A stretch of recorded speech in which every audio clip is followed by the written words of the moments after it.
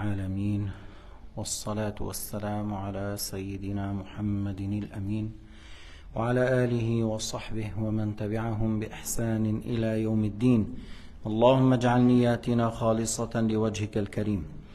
يقول الإمام البيهقي: الشعبة 35 من شعب الإيمان، باب في الأمانات ووجوب أدائها إلى أهلها. Alors on est dans la 35e branche de la foi, le fait de respecter les dépôts et de bien protéger, bien préserver et la retourner au propriétaire lorsqu'il la réclame. عن أبي هريرة أن رسول الله صلى الله عليه وسلم قال: ثلاثة من كن فيه فهو منافق وإن صام وصلى وزعم أنه مسلم، إذا حدث كذب وإذا وعد أخلف وإذا اؤتمن خان. فإذا في إذا حدث كذب، هذا الحديث رواه مسلم.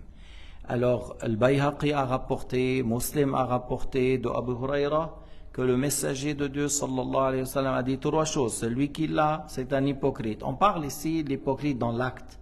On ne vise pas l'hypocrite dans la foi, celui qui cache la mécréance et il présente l'islam. L'hypocrite dans l'acte. هنا المراد بالمنافق المنافق عمليا، ليس الكافر الذي يخبئ الكفر ويظهر أنه مسلم. هنا النفاق العملي. ثلاث من كنا فيه كان منافقا، يعني منافقا كاملا في عمله. وإن صام وصلى وزعم أنه مسلم، même s'il jeûne, même s'il fait la prière, même s'il prétend qu'il est musulman, il est un hypocrite par ses actes. Et c'est quoi ces trois choses? إذا حدث كذب، s'il parle, il ment. Alors ça, c'est un attribut parmi les attributs des hypocrites. Deux, إذا وعد أخلف في نيته أن يخلف، il promet et dans son intention de ne pas faire. Lorsque tu dis viens chez moi demain, je te donne tant, et tu as l'intention de ne pas le faire, tu as l'intention de fuir, tu as l'intention, mais tu as l'intention de ne pas respecter ta promesse, alors ça c'est haram encore. Et si on lui met un dépôt, il trahit, il nie, il le consomme, il le vend, il donne à quelqu'un d'autre. هذه ثلاث خصال من خصال من كان فيها إن كانت فيه فمنافق خالص، وإن كانت فيه واحدة ففيه خصلة من نفاق. S'il a ces trois, c'est un hypocrite complet. Et s'il a une, alors il a une attribut d'hypocrisie. الرجوع إلى إذا حدث كذب صار واضح الأمر. S'il ment, alors c'est un caractère d'hypocrisie. وإذا وعد أخلف، بس حتى نعطي التفصيل إنه أنا وعدتك أن آتي غدا وأنا في نيتي أن أفي كذا، لكن طرأ علي طارئ غدا، طرأ علي طارئ فلم ألتزم، هذا لا يكون معصية، لا يكون معصية. ولكن اليوم مع وجود التليفون وكل الوسائل مطلوب أن تخبر. Alors, إذا وعد أخلف, quand est-ce que c'est un péché? C'est un péché lorsqu'il avait l'intention de ne pas respecter. C'est-à-dire, il ment lorsqu'il a promis. Mais s'il lui a dit, demain je viens vers toi, demain je te donne telle chose, demain je vais faire telle chose, et il y avait quelque chose qui a empêché, demain il y avait un obstacle, il y avait des choses qui lui est arrivé, même si ce n'est pas un obstacle complètement, mais il lui est arrivé d'autres choses, il a changé d'avis. Alors on ne dit pas qu'il a commis un péché, mais c'est bien de tenir, même s'il y a des difficultés, c'est bien de tenir à ta promesse.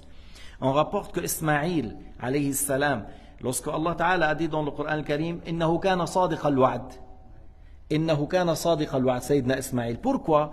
Parce qu'il a promis à quelqu'un de venir à tel moment, à tel endroit. Alors il est venu à tel endroit et l'autre n'est pas venu. Alors ça a été rapporté qu'il a resté un jour. Et ça a été rapporté qu'il a resté une semaine. Encore, il y a un avis qu'il a resté plus, parce qu'il lui a promis. إنه كان صادق الوعد قيل انتظره يوما كاملا. يعني اليوم بعض الأحيان تقول ربع ساعة 20 minutes, il n'est pas venu, tu pars. Sayyidina Ismaïl, il a fait un jour ou une semaine au plus. مهم أنه ما مطلوب من الإنسان أن يعد ثم لا يفي. C'est pas bien de dire je fais, je viens, je te donne, je viens vers moi demain, je te fais telle chose et après tu n'honores pas ta promesse. c'est pas bon, c'est très déconseillé. Et si tu avais l'intention de ne pas respecter, c'est haram. Si tu as l'intention de ne pas respecter, c'est haram. وإذا اؤتمن خان. المطلوب من الإنسان أنه يحفظ الأمانة. Tu dois respecter le dépôt, tu préserves, tu protèges. لو واحد قال لك أنا عندي هالبيت هذا المفتاح، عندي عصفور وعندي سمكتين، إذا بتريد هالأكل هالمي، ما بتروح بتترك اليوم بيموتوا وأنت بالأصل ما تقبل. Alors si je te dis voilà la clé, moi je donne la maison, j'ai un oiseau, j'ai 2 poissons, j'ai 4 plantes. Les plantes, tu donnes une fois par semaine l'eau. L'oiseau, tu lui mets de l'eau et la nourriture chaque 3 jours. Les poissons, chaque 4 jours. Tu fais. Alors, oui, donne-moi, t'inquiète pas, donne-moi. Puis après, tu n'as pas été, tu n'as pas... L'oiseau, il est mort, les poissons aussi, les plantes. Mais pourquoi tu as accepté, mon frère? Pourquoi tu as accepté et tu n'as pas respecté? Alors ça, c'est interdit de ta part. Et qil tadhi'u al-amana min al-kaba'ir. Le fait de ne pas respecter et de ne pas honorer l'amana et la préserver, c'est un grand péché. Si tu sais à l'avance que tu n'es pas, alors toi tu dis non. Moi, j'oublie, j'arrive pas. Telle personne ou telle. Je t'indique tel ou tel. أنا أدلك على فلان وفلان. أما أنا إنسان مهمل بنسى كتير مالي ما بعرف أحفظه لا أقدر. فإنه عيب أن الإنسان يقول أنا لست قادر. C'est pas une honte le fait de dire je suis pas capable, je suis négligent, j'arrive pas, je suis pas l'homme qui est vigilant et sérieux. Combien de fois j'oublie la clé dans la porte, combien j'oublie de fermer la porte, combien voilà. Alors il faut signaler cela à la personne concernée.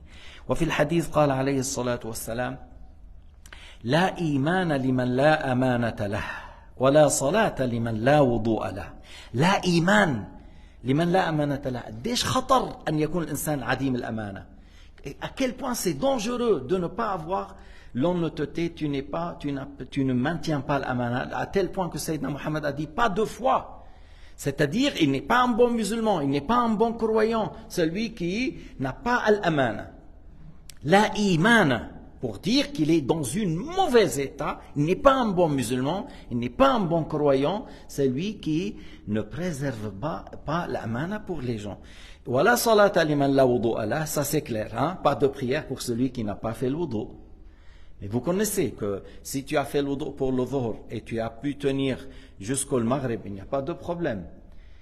Si tu as fait le dhuhr, après tu as fait l'asr, et tu as toujours le wudu, tu peux faire le maghrib. Tant que tu n'as pas été aux toilettes, tant qu'il n'y a rien qui est sorti de 2 orifices, tu peux. Mais renouveler le wudu pour la prière après, c'est une bonne chose. Renouveler le wudu. Mais ce n'est pas une obligation pour chaque prière. Mais aller prier sans wudu, et tu sais que tu n'as pas le wudu, selon la majorité, c'est un grand péché. Selon Abu Hanifa, c'est de la mécréance. Abu Hanifa a dit, tu fais sans wudu, tout en étant sûr que tu n'es pas le wudu, et tu fais volontairement. Il a dit, tu te moques de la prière. Abu Hanifa a dit, c'est de la mécréance. Les autres, ils ont dit, c'est un grand péché. وفي حديث آخر عن عبد الله بن عمرو عن النبي صلى الله عليه وسلم أنه قال 4 إذا كن فيك فلا عليك ما فاتك من الدنيا حفظ أمانة صدق حديث حسن خليقة وعفة طعمة.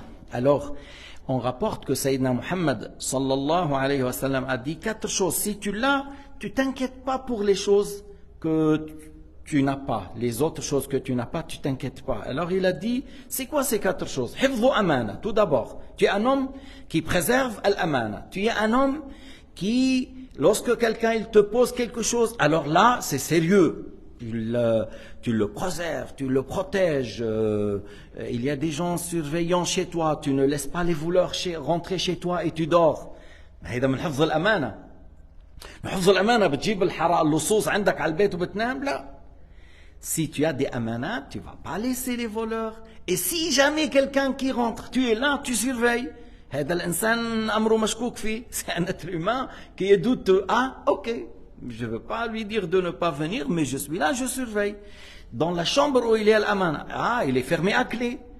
Tu vois, il est fermé à clé. Je suis là. Je ne laisse pas la personne rentrer dedans et moi je ne suis pas à côté.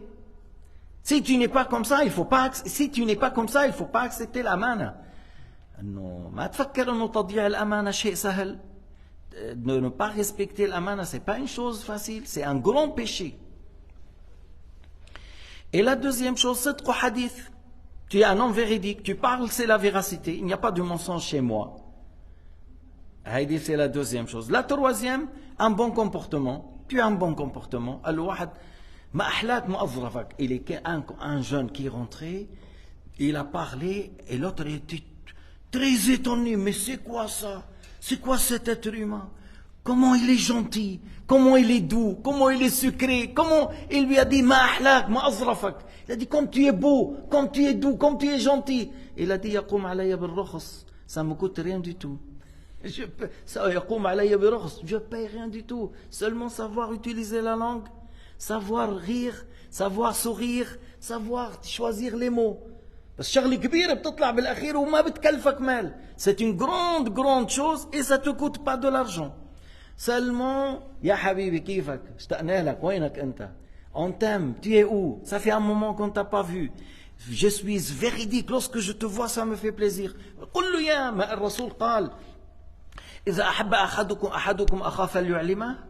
Le prophète n'est-il pas dit, lorsque quelqu'un aime son frère, qu'il lui dit je t'aime pour l'agrément de Dieu, et l'autre il dit et moi je t'aime pour l'agrément de Dieu,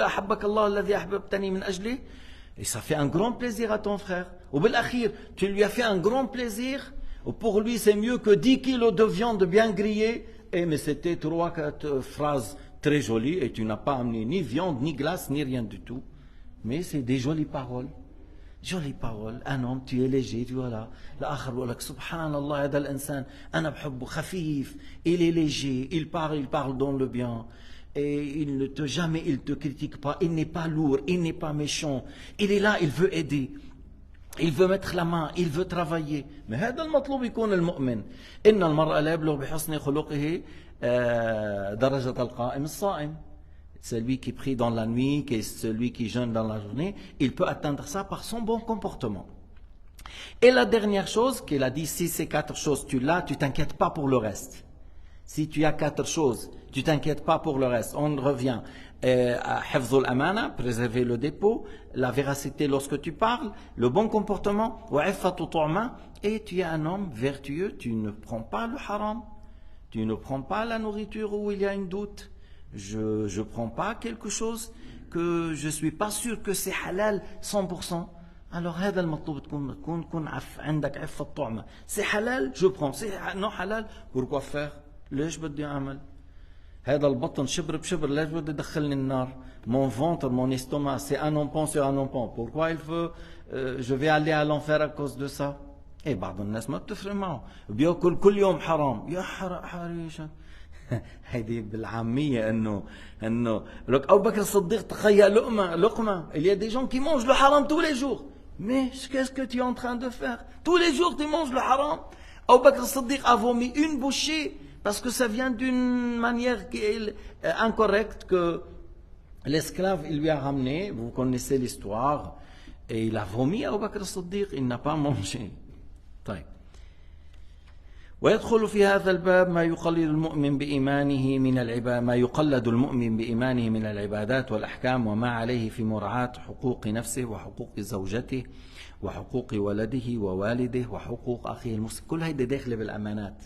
Tout ça, ça rentre dans l'honnêteté que Allah t'a mis sur ta charge, le fait de faire l'odo avant la prière, le fait de faire le ghusl après le janaba, avant d'aller prier, le fait de faire les obligations qu'Allah a ordonnées, le fait que tu prends soin de tes parents pauvres, de ton épouse, de tes enfants, des gens de l'arham, tout ce qui sont à ta responsabilité, haïda amana.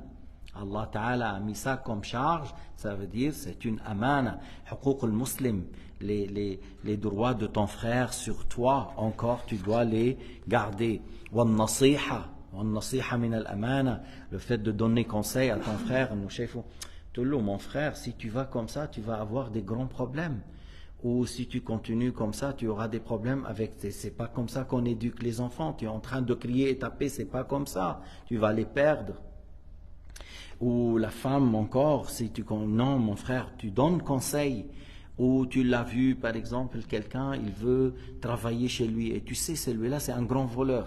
Il travaille comme caissier, c'est un grand voleur. Tu lui dis, celui-là, tu veux faire... Mais qu'il se répond déjà, il a travaillé chez un tel, il a fait faillite, il a travaillé chez un tel parce que c'est un voleur. Alors tu dois lui dire, maintenant tu dis, mais je fais du mal à l'autre. Tu ne veux pas du mal, il faut préserver ton frère. Si l'autre il se répond, on dit rien, mais c'est pas répandu. Il faut pas qu'il tue tous les grands sociétés chez nous. إنه واحد غدار سارق لص بيشتغل عند هذا عمل له فايت، اشتغل عند هذا سرق وجاي يشتغل عند واحد اخر، بتنصحه بتقول له هذا لص سارق، اياك ان يشتغل عندك وراء هذا او هذا ما فيك عندنا بيقولوا انه الحرامي ما فيك تنطره، يعني بيستغل اي فرصه وبيسرقك والعياذ بالله. كذلك لما بيكون في يتيم، lorsqu'il y a un orphelin, c'est encore beaucoup plus sensible la question de l'yatim. مثلا des fois il y a quelqu'un qui est mort et puis après il a laissé voilà la femme, et il y a un enfant qui est moins que l'âge de la puberté. Il faut faire attention, on met la part de l'orphelin à côté. C'est pas la voiture, c'est pas les canapés, mais plutôt le magasin, mais plutôt telle chose, ou la terre, c'est quelque chose qui avec le temps ne chute pas le prix, ou avec l'utilisation, et tu dis voilà, on est tranquille, on a partagé la part de l'orphelin, on est sûr que Inch'Allah ça va monter, ça va augmenter. Si par exemple l'affaire de l'orphelin ça a été telle et telle chose, et ces choses-là on les laisse traîner, les prix baissent, alors on vend tout de suite et on fait dans une autre chose, يعني بحيث انه نحفظ مال اليتيم. ولما بيكون إنسان والي أو حاكم هونيك أيضا المسؤولية أكبر بكتير. Lorsque la personne il est gouverneur, alors là la responsabilité est beaucoup plus grande. إنه كل واحد منا يسأل عن نفسه إلا الوالي يسأل عن نفسه وعن الرعية. يعني chacun de nous sera questionné pour lui-même, sauf le gouverneur sera questionné pour lui et pour ceux qui sont sous sa responsabilité. Et والنساء يعني ورد في الحديث قال عليه الصلاة والسلام اتقوا الله في النساء فإنهن عوان عندكم اتخذتموهن بأمانة الله واستحللتم فروجهن بكلمة الله. معناه اتقوا الله في النساء, craignez Dieu au sujet des femmes, parce que elle est maintenant, c'est toi qui détiens le mariage. Tu vois, et elle ne peut pas te divorcer dans l'islam. C'est toi qui, elle est à ta charge dans l'islam. C'est toi qui dépenses, c'est toi qui payes l'appartement, c'est toi qui payes l'habit une fois pour l'hiver, une fois pour l'été, c'est toi qui payes les 2 repas. Bon, la médecine, soigner tout ça, c'est à la charge de la femme. Si souvent les maris le font, barakallahu fi, c'est bon. Mais pour dire que ce qu'on dit assurance, médecin, c'est sur elle. Mais si le mari l'a fait, alhamdoulilah, c'est très bien, il faut qu'elle soit reconnaissante. Mais l'appartement, les 2 repas, les habits, c'est à la charge du mari. Alors, et le prophète a dit, craignez Dieu avec les femmes. Et par la suite, si elle est modeste, si elle est dans le sens, elle est modeste, et elle n'est pas une grande combattante, il ne faut pas l'humilier et l'insulter et la frapper, non. Et puis,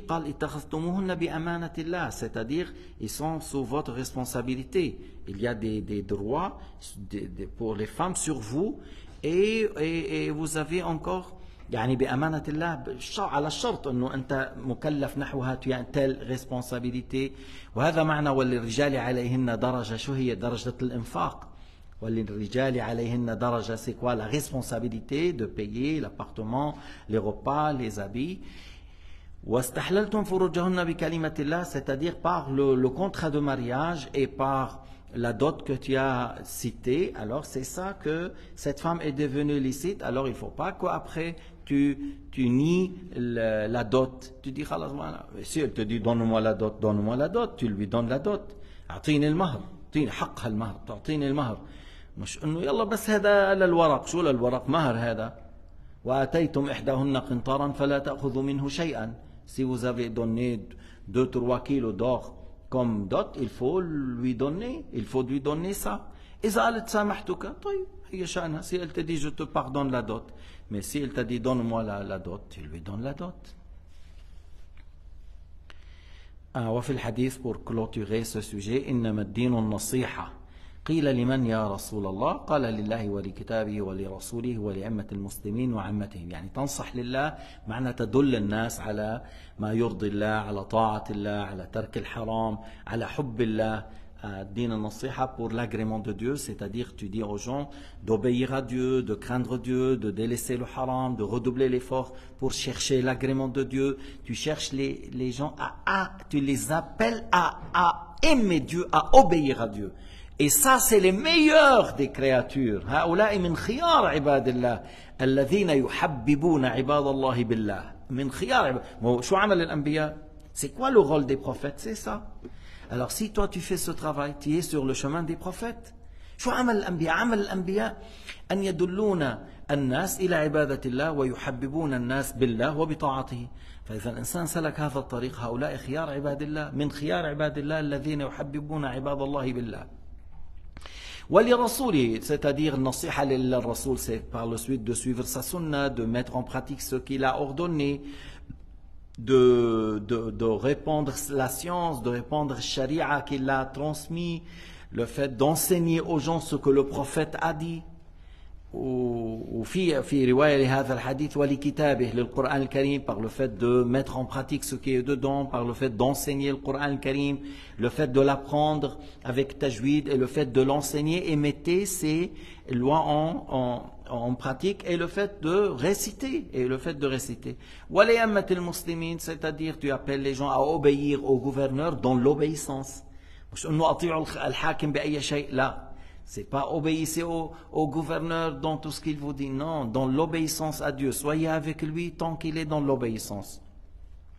وعامة المسلمين, et en général pour tous les musulmans, tu souhaites les biens pour eux et tu leur indiques le bien. تدلهم على الخير, تعلمهم في الدين, تعلمهم أحكام الدين, تنهاهم عن المنكر, تعينهم في مصائبهم, تدلهم على الخير في الدنيا ولو كان في هذا نقص لمصلحتك الدنيوية.